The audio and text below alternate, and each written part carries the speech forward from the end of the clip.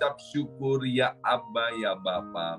Oleh anugerah-Mu Engkau menjadikan kami anak-anak-Mu, milik kepunyaan-Mu yang Kau cintai dan Kau kasihi. Terima kasih Bapa. Mari kita berdoa bersama-sama. Ulangi seperti apa yang saya ucapkan. Bapa kami yang ada di dalam surga, dikuduskanlah nama-Mu. Datanglah kerajaan-Mu, jadilah kehendak-Mu di bumi ini seperti di dalam surga. Bapa yang baik, berikanlah kami pada hari ini rezeki yang menjadi bagian kami secukupnya, cukup untuk memberikan pinjaman kepada banyak bangsa, sedangkan kami sendiri tidak punya pinjaman. Cukup untuk menjadi saksi Tuhan, mulai dari Yerusalem, Yudea, Samaria, sampai ke ujung-ujung bumi.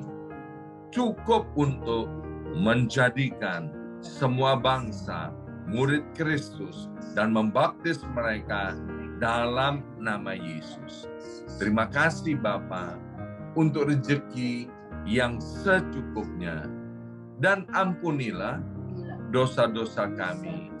Ampunilah kesalahan kami. Seperti kami pun mengampuni orang-orang yang bersalah kepada kami. Dan janganlah masukkan kami ini ke dalam pencobaan, tetapi bebaskanlah kami dari segala yang jahat. Sebab Engkaulah yang empunya kerajaan, kuasa, dan kemuliaan sampai selama-lamanya. Dalam nama Tuhan Yesus kami sudah berdoa. Haleluya, haleluya. Mari Bapak Ibu sekalian, sekarang kita bersama-sama secara serempak dan serentak kita akan menggemakan Mazmur 91. Alkitab berkata, mati dan hidup dikuasai oleh lidah, siapa suka menggemakannya akan memakan buahnya. 2, 3. Mazmur 91. Orang yang duduk dalam lindungan yang maha tinggi dan bermalam dalam naungan yang maha kuasa akan berkata kepada Tuhan, tempat perlindunganku dan kubu pertahananku, Allahku yang kupercayai. Sungguh Tuhanlah yang akan melepaskan aku dari jerat penangkap burung dan dari penyakit sampar yang busuk.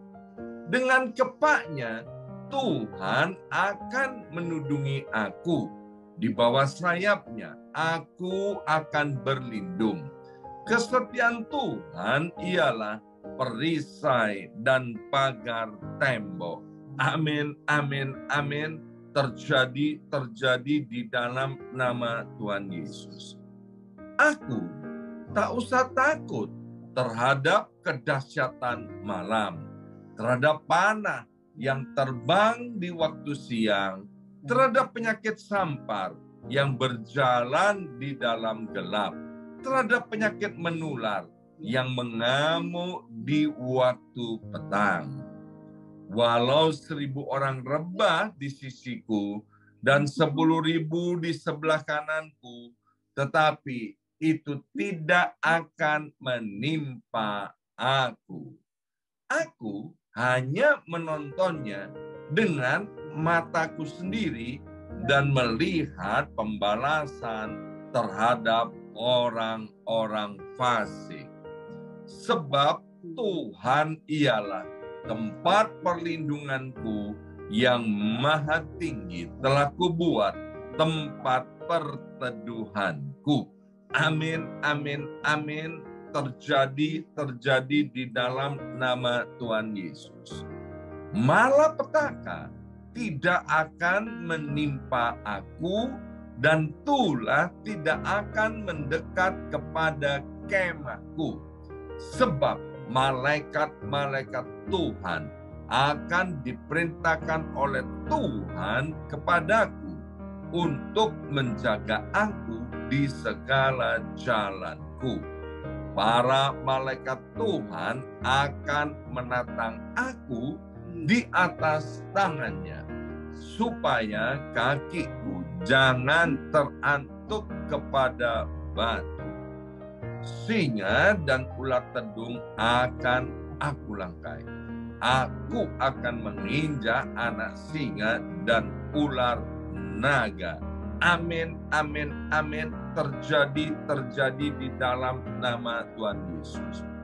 Sungguh hatiku melekat kepada Tuhan, maka Tuhan akan meluputkan aku, Tuhan akan membentengi aku, sebab aku mengenal nama Tuhan. Bila aku berseru kepada Tuhan, Tuhan akan menjawab. Tuhan akan menyertai aku dalam kesesakan. Tuhan akan meluputkan aku dan memuliakan aku. Dengan panjang umur akan Tuhan kenyangkan aku, dan akan Tuhan perlihatkan kepadaku keselamatan daripadanya. Amin, amin, amin. Terjadi di dalam nama Tuhan Yesus. Terima kasih Bapa. Sekarang berkati hamba firman-Mu, Ibu Pendeta Hana Istati Rahayu, dan juga anugerai setiap kami pewahyuan daripada sorga, sehingga hati ini menjadi tanah yang baik, dan benih firman Tuhan yang ditaburkan tidak ada satupun yang kembali dengan sia-sia. Dalam nama Tuhan Yesus, yang siap mendengarkan firman Tuhan, angkat jempolnya ke depan dan katakan amin 3 kali. Amin. Amin, amin, amin. Salam revival, salam kebangkitan. Semangat pagi. Semangat pagi. Iya, semuanya semangat pagi. Senang sekali, hari ini adalah hari yang pertama di bulan Agustus 2023. Ya, Tuhan masih anugerah kita kekuatan, 7 bulan sudah kita lewati tahun 2023. Dan saya percaya Tuhan belum selesai dengan kita. Dan baiklah, kita akan mendengarkan firman Tuhan, buka hati kita lebar-lebar. Saya percaya Tuhan mencintai kita dan Tuhan mau berbicara kepada kita. Silakan Bu Jim.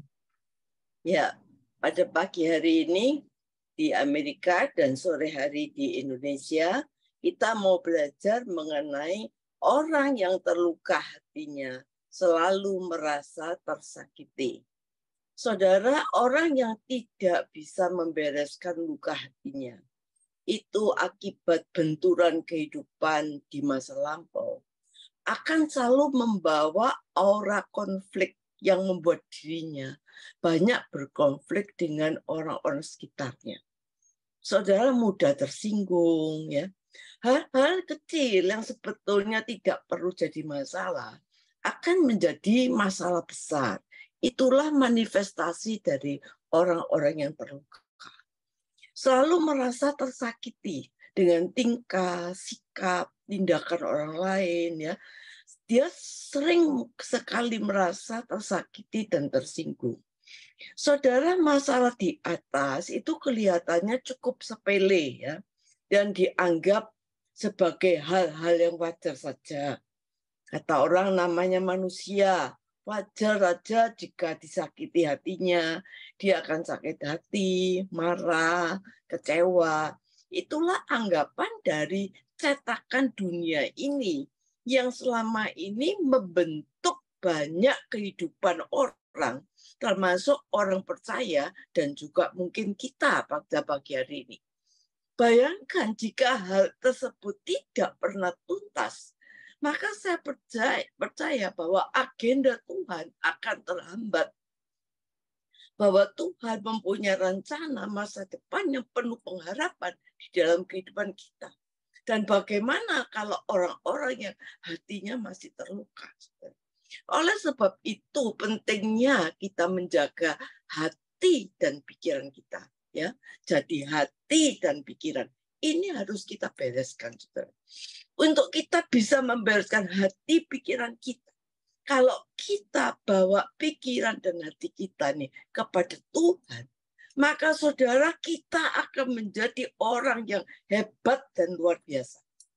Kita akan mengalami revival, kita akan mengalami kebangkitan kalau kita berikan hati dan pikiran kita kepada Tuhan. Tetapi kalau hati ini kita masih terus biarkan luka ini terpendam dalam hati kita, kita merasa tersakiti, maka hati dan pikiran kita terpenjara oleh itu. Saudara, kalau kita tidak jaga hati dan pikiran kita baik, walaupun kita sebagai orang percaya, orang Kristen yang setiap minggu ke gereja, bahkan melayani Tuhan, tetapi hidup kita tidak bisa efektif, ya, dan tidak akan menjadi berkat yang penuh bagi orang lain. Saudara, kita akan mempunyai reaksi yang sama dan pemikiran yang sama terus-menerus, sehingga kita tidak akan berubah di tengah-tengah masalah kita. Kita akan terus menghadapi hal yang sama. Sehingga hati dan pikiran kita ini menjadi penjara, saudara, di dalam hidup kita. Dan setan kadang tidak perlu susah-susah untuk menjebak orang demikian. Cukup lewat hati dan pikiran kita sedang yang tidak beres, setan bisa masuk. Oleh karena itu kita harus jaga hati dan pikiran kita. Kalau kondisi hati kita, pikiran kita negatif, maka reaksi kita juga akan negatif. Dan kita akan melihat hidup kita ini juga negatif. So, tetapi kalau pikiran dan hati kita ini dicerahkan oleh Roh Kudus, maka hidup kita ini akan menjadi luar biasa. Kita akan mengalami hidup yang sungguh-sungguh mengasihkan dalam Tuhan. Saudara ingat, waktu Yusuf dijual, dimasukkan sumur, dijual oleh saudaranya sendiri, sampai masuk penjara. Ketika dia menjadi orang kedua dari Firaun, maka waktu kakak-kakaknya datang, dia bilang, kamu mereka-reka yang jahat terhadap aku, tapi Allah mereka yang baik, karena ia ingin menyelamatkan bangsa yang besar. Artinya apa? Yusuf berhasil menjaga hati dan pikirannya. Di tengah-tengah situasi yang buruk sekalipun, yang dia disakiti oleh saudaranya sendiri. Tapi dia jaga itu hati dan pikirannya dalam situasi yang buruk sekali. Dan dia bisa melihat bagaimana dia menjadi orang hebat di Mesir. Karena apa? Karena dia berhasil menjaga hatinya. Hatinya tidak terluka atas perbuatan saudara. Dia bisa melihat kondisi hati dan pikirnya yang tidak baik. Dia bisa jaga semuanya itu. Saudara juga kita lihat contoh yang kedua, Ayub. Ayub dan istrinya itu sama-sama mengalami penderitaan. Ya, sama-sama mengalami anaknya hilang, ternak mati, ternaknya mati. Tapi istri Ayub kan tidak mengalami sakit, ya, dari kepala sampai kaki. Jadi lebih menderita Ayub. Ayub mengalami sakit dari kepala sampai kaki. Tapi yang komplain siapa? Yang komplain istrinya. Istri Ayub berkata, masihkah kamu mau menyembah Tuhan? Kutuki Tuhan. Terus Ayub berkata, kamu tuh bicara seperti orang gila. Karena itu Alkitab berkata bahwa Ayub tidak berdosa dengan perkataannya. Saudara, kondisi kita bisa lebih buruk dari orang lain. Tetapi kita tidak harus komplain seburuk itu kalau kita bisa jaga hati kita. Ayo jaga hati kita. Alkitab berkata, ayo kita mau cerdik seperti ular dan tulus seperti merpati. Artinya kita harus pakai wisdom dari Tuhan dalam menghadapi hidup ini. Dan kita harus sungguh-sungguh benar di hadapan Tuhan. Saudara, kita tidak bisa berjalan jauh lebih dari yang pada kita pikirkan.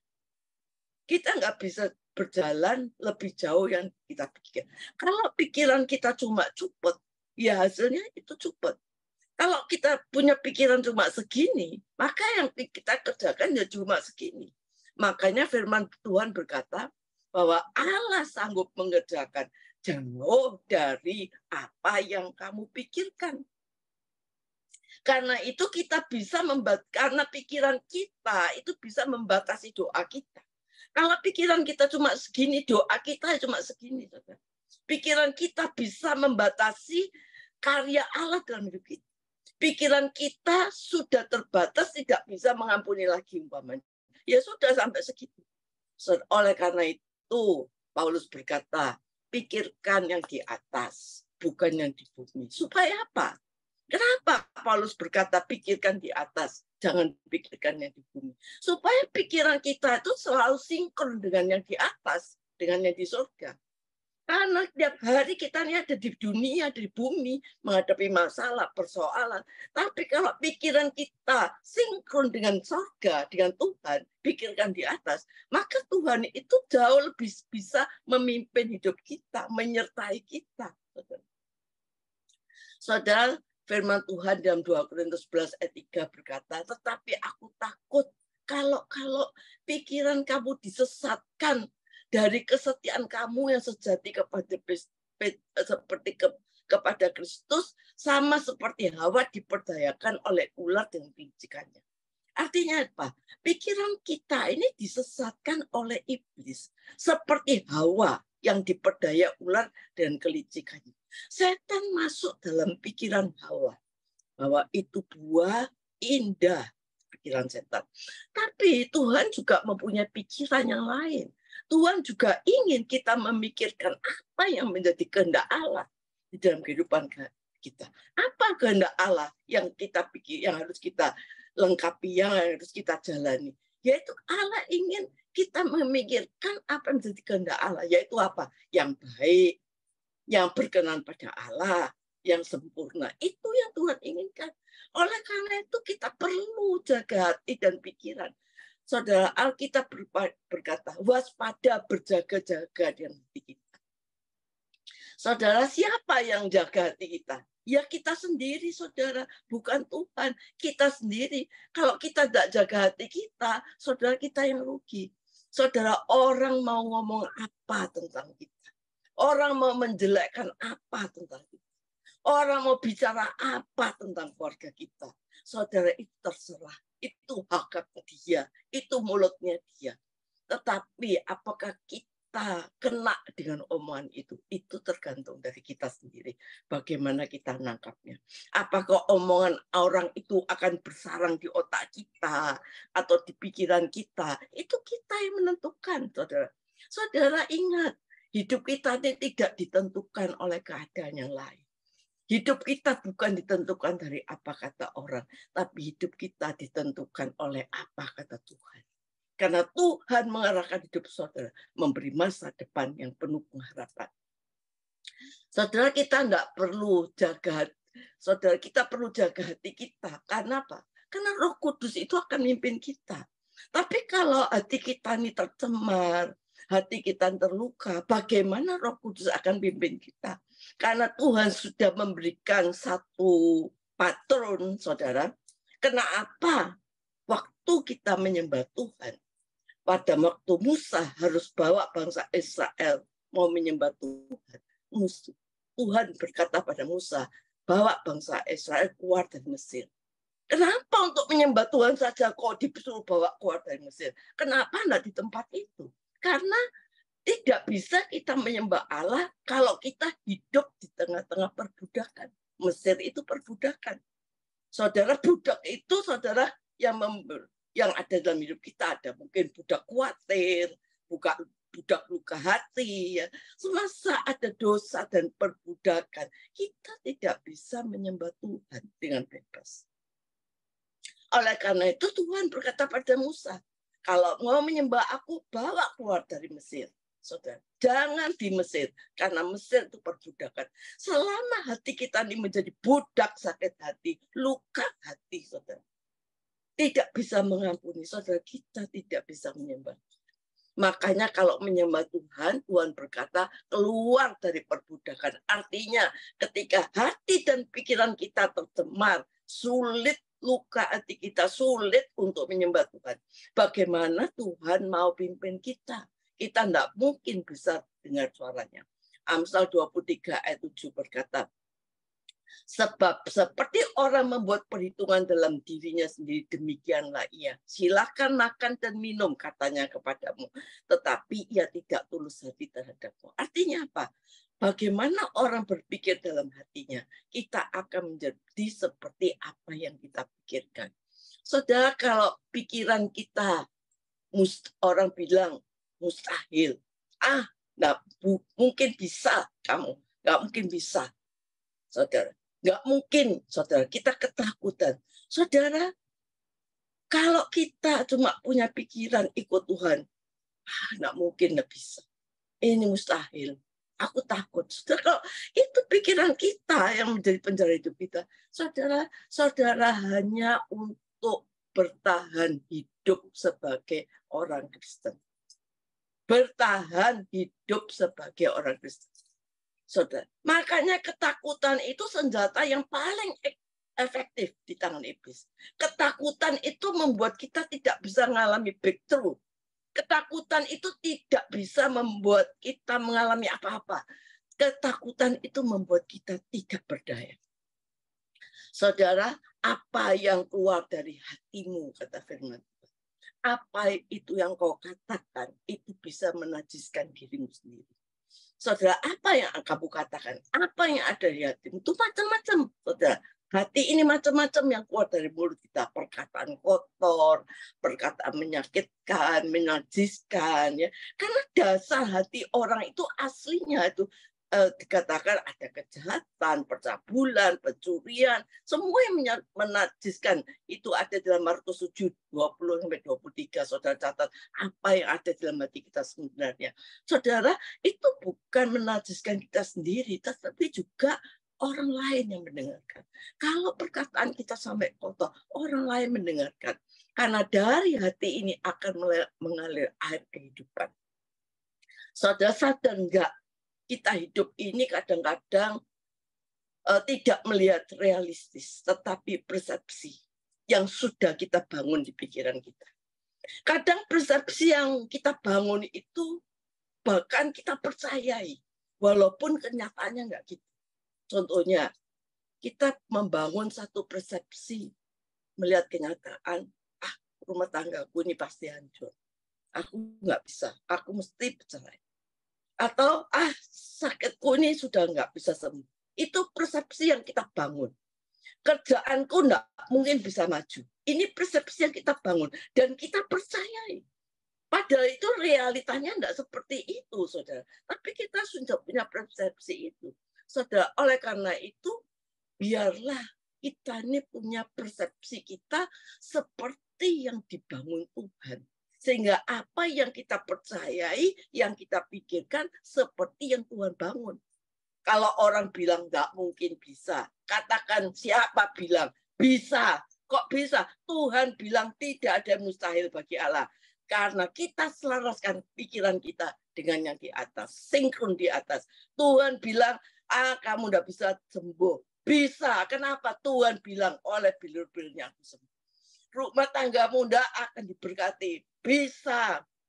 Tuhan bilang, aku tidak menjadi ekor tapi kepala.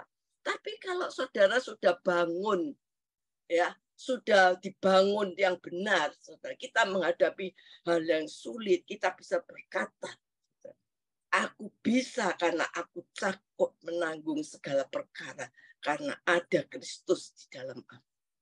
Saudara, kenapa Saul itu tidak berani menghadapi Goliat?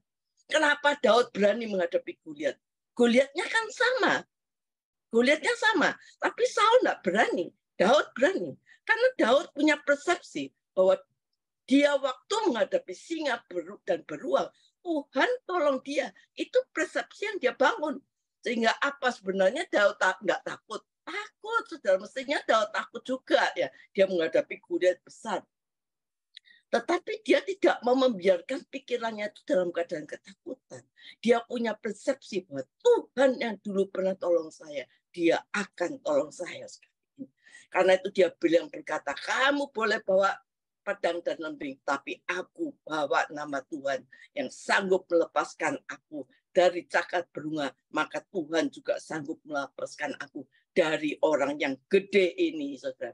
Saudara, apa masalah saudara? Segede apa masalah saudara? Saudara jangan takut, saudara punya Tuhan, saudara. Realitasnya, kenyataannya boleh raksasa, tapi persepsi kita terbangun. Allahku sanggup melawan musuhku.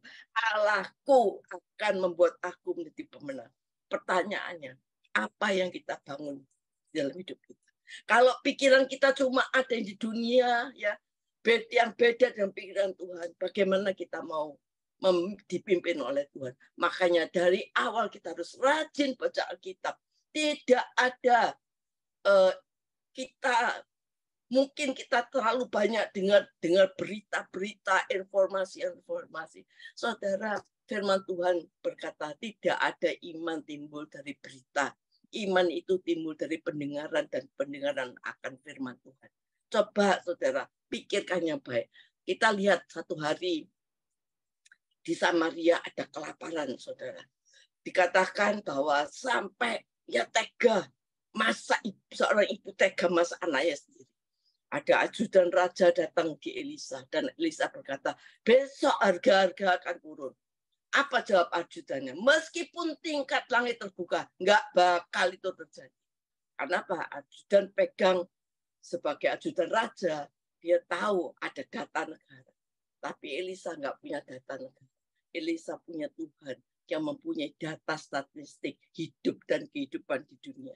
Sekali lagi Roh menegaskan, jangan anggap wajar hati yang konflik. Itu merupakan pekerjaan roh yang jahat yang membuat kita sungguh-sungguh hidup dalam kepahitan. Kita lihat bagaimana perempuan Samaria, gambaran orang yang mengalami banyak benturan dalam hidupnya, kekecewaan, penolakan, punya suami 5, saudara. Banyak benturan kecewa yang ada dalam hatinya. Ia memiliki banyak suami, menjadi cibiran orang. Tapi ada kerusakan mental yang sangat parah. Tapi Yesus memerdekakan perempuan itu.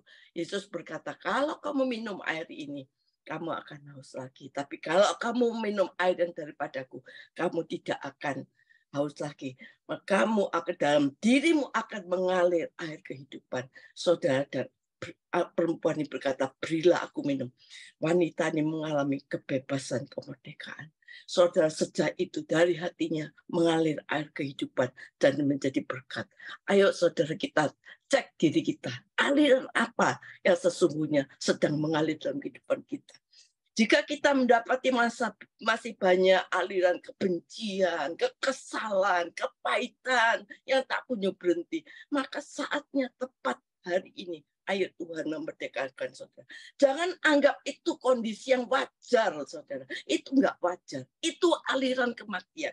Arahkan hidup kita pada pribadi Roh Kudus, sinkron dengan surga. Maka kita akan mengalami kemerdekaan dari berbagai konflik batin dan aliran kematian. Tuhan ubahkan menjadi air kehidupan. Haleluya. Amin. Kami datang kepada Tuhan. Tuhan, kami tahu bahwa kami tidak mempunyai kemampuan. Kami tidak mampu untuk mengalami semua yang ada dalam kehidupan kami. Tuhan, hanya nama Tuhan saja yang bisa memerdekakan kami dari semuanya.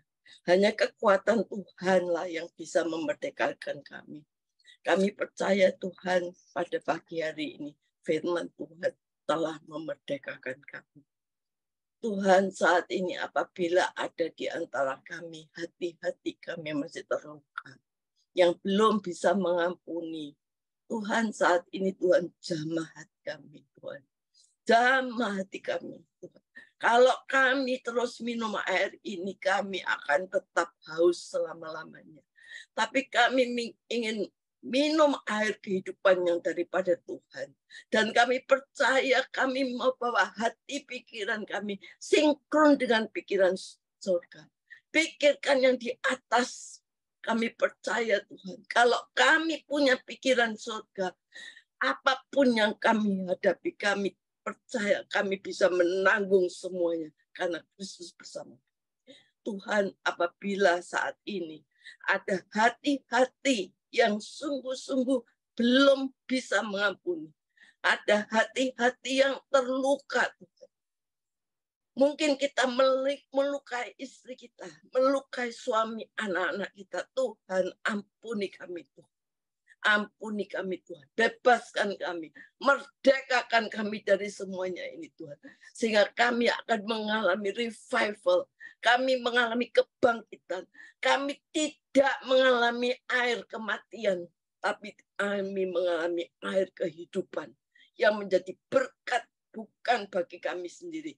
Warga kami, anak-anak kami, juga orang-orang lain yang ada di sekitar kami. Juga banyak bangsa akan menjadi berkat. Terima kasih Tuhan, jamah setiap hati anak kami. Berkati pekerjaannya Tuhan. Berkati kehidupannya. Yang sakit Tuhan kami percaya. Dokter bilang tidak bisa sembuh. Kami percaya Tuhan bilang bisa sembuh. Tuhan bilang rumah tanggamu diperbaiki. Tuhan bilang bahwa tidak ada mustahil bagi Tuhan. Tuhan bilang kami mempunyai rancangan yang penuh pengharapan. Tuhan bilang kami akan mendapatkan pasangan hidup keluarga yang berbahagia. Terima kasih Tuhan, ini akan terjadi dalam kehidupan kami. Terima kasih, ampuni Tuhan kalau kami sangat kadang-kadang melupakan Tuhan, bahwa Tuhan sedang pimpin kami. Kami kadang-kadang khawatir dan takut sehingga kami lupa akan kuasa Tuhan. Ampuni kami Tuhan. Kami percaya kita tidak mampu apa-apa. Tuhan yang mampu. Karena itu berkati Tuhan kami semua. Berkati Tuhan dalam nama Yesus. Amin.